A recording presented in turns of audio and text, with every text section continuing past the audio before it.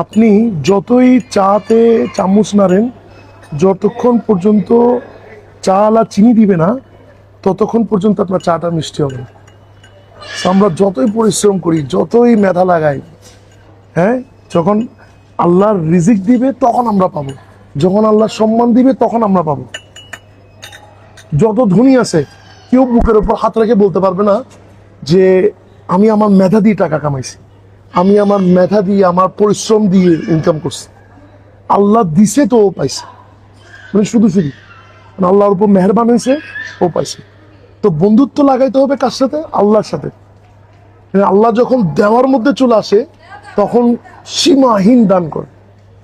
আপনি ঈদের ছুটিতে বেড়াবেন, আপনি ভ্যাকেশন করবেন, আপনার অ্যাকাউন্টে টাকা জমা হচ্ছে দেখবেন।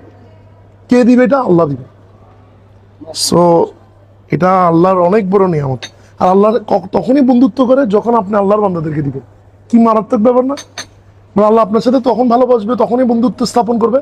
আপনি যদি আল্লাহর বান্দাকে না দেন, আপনি আল্লাহ আপনার সাথে রিলেশনকে রিলেশনই মনে করেন না। আল্লাহ আপনার সাথে রিলেশনকে তখনই মনে করে যখন আপনি আল্লাহর বান্দাদেরকে দিবেন। আপনার সাথে আল্লাহর রিলেশন তখন কায়েম হবে। এটা অনেক বড় ব্যাপার। আমরা চেষ্টা করি আল্লাহর বান্দাদেরকে যতটুক পারো, আল্লাহ আমাদেরকে